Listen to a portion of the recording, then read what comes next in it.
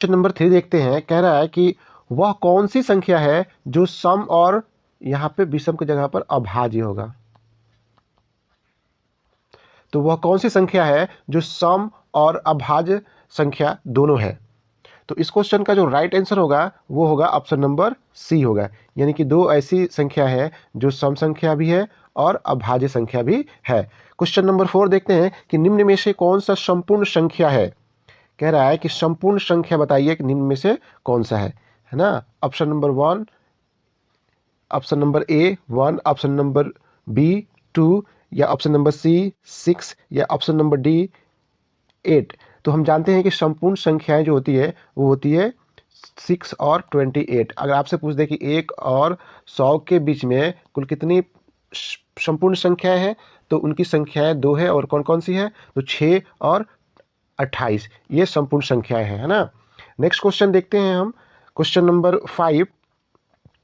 Question number 5 कह रहा है कि एक और 100 के बीच कितनी संपूर्ण संख्याएं होती है। हमने पहले ही क्वेश्चन में बताया था कि कह रहा है कि एक और 100 के बीच कुल कितनी संपूर्ण संख्याएं होती हैं। 2 होती है, या 3 होती हैं, या 1 होती हैं, या 8 होती हैं, है ना।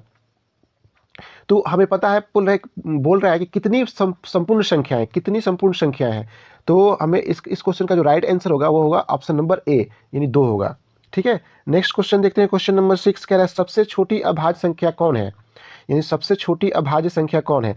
तो हम जानते हैं कि सबसे छोटी अभाज्य संख्या और सम संख्या जो है वो 2 है, यानी option B is the right answer. Next question देखते हैं। क्वेश्चन नंबर 7 कह रहा है कि 50 तक कितनी पूर्ण संख्याएं होती हैं। यानी 50 तक कितनी पूर्ण संख्याएं होती हैं। Option number 1 49, option number B 50, option number C 51, या option number D 52।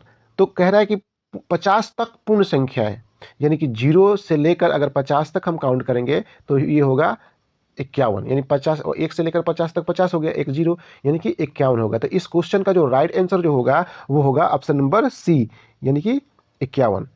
Next question देखते हैं। क्वेश्चन नंबर 7 कह रहा है कि एक कौन सी संख्या है। एक जो है वो कौन सी संख्या है। भाज्य संख्या है, या अभाज्य संख्या है, कि केवल विषम संख्या है, कि सम संख्या है। सम संख्या तो होगा नहीं, है ना। अभाज्य संख्या भी होगा नहीं, या भाज्य संख्या भी होगा नहीं। तो इस क्वेश्चन का जो राइट आंसर जाएगा वो ऑप्शन नंबर सी जाएगा, यानी कि एक जो है वो केवल विषम संख्या है, यानी ऑप्शन नंबर सी इसका राइट आंसर होगा। नेक्स्ट क्वेश्चन देखते हैं हम। क्वेश्चन नंबर 8 कह रहा है कि 6451 में 5 का अंकित मूल्य का 2 गुना डैश है ना। तो अंकित मूल्य जानते हैं, यानी इंग्लिश में इसको फेस वैल्यू कहते हैं। तो अगर कोई भी संख्या डिजिट कहीं पर भी रहे तो उसका अंकित मान खुद वही संख्या होती है। तो 5 का अंकित मान 5 ही हो जाएगा, और 5 का दुगुना जो होगा 5 × 2, तो 5 का दुगुना कितना हो जाएगा, 10 होगा। तो इस क्वेश्चन का जो राइट आंसर होगा ऑप्शन नंबर बी होगा, यानी कि 10 होगा। नेक्स्ट क्वेश्चन देखते हैं। क्वेश्चन नंबर 9 कह रहा है कि 912 का पूर्ववर्ती संख्या निम्न है। यानी 912 का पूर्ववर्ती संख्या क्या है। पूर्ववर्ती यानी कि एक पहले है। तो पूर्ववर्ती संख्या होता है, अगर मान लो कि 5 का पूर्ववर्ती संख्या क्या है, तो 4 है।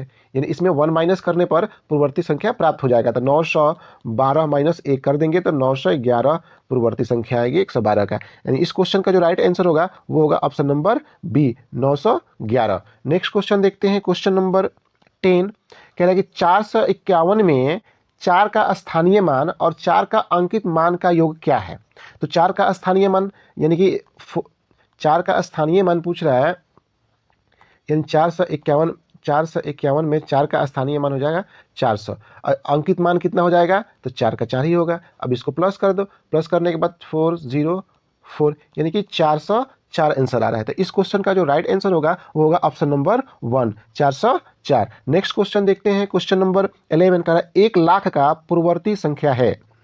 यानी 1 लाख का पूर्ववर्ती संख्या है 5 अंकों की सबसे बड़ी संख्या, या 1,01,000, या इनमें से कोई नहीं, या डी 5 अंकों की सबसे छोटी संख्या। तो इस क्वेश्चन का जो राइट आंसर होगा, अब 1 लाख हो गया, 1 लाख। 1 लाख का पूर्ववर्ती का मतलब एक कम होता है, तो एक जब इसमें से लेस करेंगे तो आंसर हमारा आएगा 99,999, यानी ये क्या है, ये 5 अंकों की सबसे बड़ी संख्या है। तो ऑप्शन में लिखा हुआ है कि 5 अंकों की सबसे बड़ी संख्या है, तो यही हमारा राइट आंसर हो जाएगा, यानी ऑप्शन नंबर ए जो है वो करेक्ट आंसर होगा। नेक्स्ट क्वेश्चन देखते हैं हम, क्वेश्चन नंबर 12 कह रहा है सबसे छोटी विषम संख्या कौन है। सबसे छोटी विषम संख्या कौन है? तो हम जानते हैं कि सबसे छोटी विषम संख्या कौन है। तो आप जो है इस क्वेश्चन नंबर 12 का जो आंसर आप कमेंट बॉक्स में इसको